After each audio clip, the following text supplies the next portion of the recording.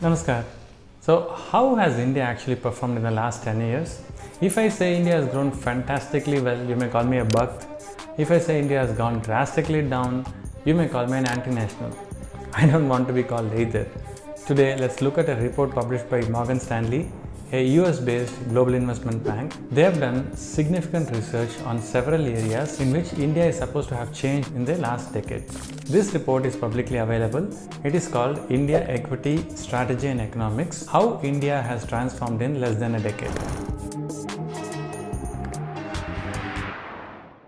The report says, in a short span of 10 years, India has gained positions in the world order with significant positive consequences for the macro and market outlook. This might sound like a lot of jargon. What does this really mean? They have taken some 10 to 12 areas that are supposed to be big changes since Prime Minister Modi took office in 2014. Let's look at each of them. The first area is corporate tax.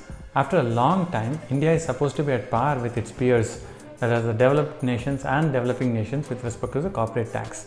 The second area is comparing infrastructure growth from 2014 to 2022, comparing it with the previous 8 years, that is 2006 to 2014. One of the areas under infrastructure development is the national highways.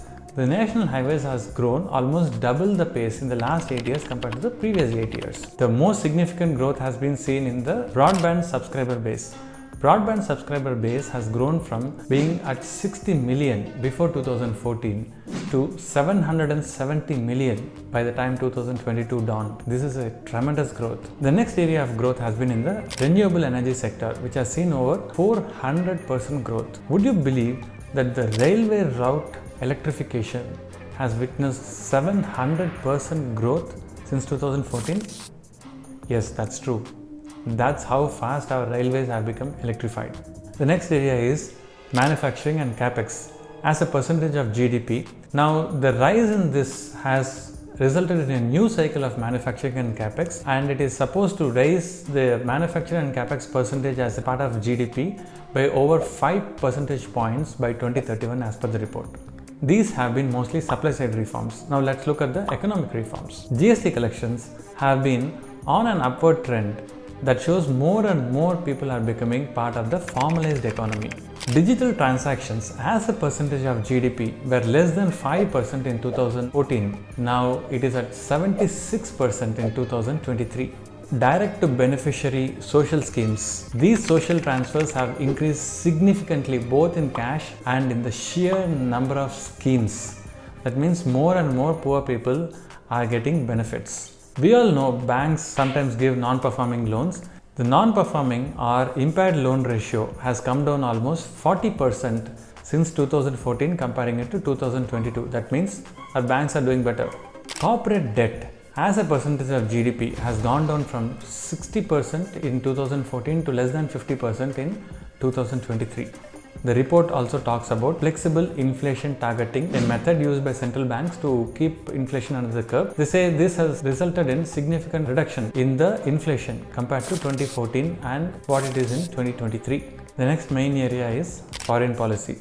While the foreign direct investment has grown over 100% from 2014 to 2022, the equity plus debt has come down almost nil value in 2022. This is a significant achievement for the BJP government. The MNC sentiment, which was in negative in 2013, has gone to a multi-year high in 2022. India's service export market share compared to the world market has accelerated significantly. Now all these are areas where India has transformed tremendously under the Narendra Modi led BJP government as per the Morgan Stanley report. Now this does not mean the Indian economy is completely rosy and risk free. A global recession, a sharp rise in the commodity prices due to supply shortages or shortages in the skilled labor supply, or a fragmented general election outcomes in 2024, all this can derail the significant economic growth that India has seen in the last decade. But this is a significant thumbs up to the Narendra Modi led BJP government because India has transformed since 2014. The report actually says this India is not the same as it was in 2013.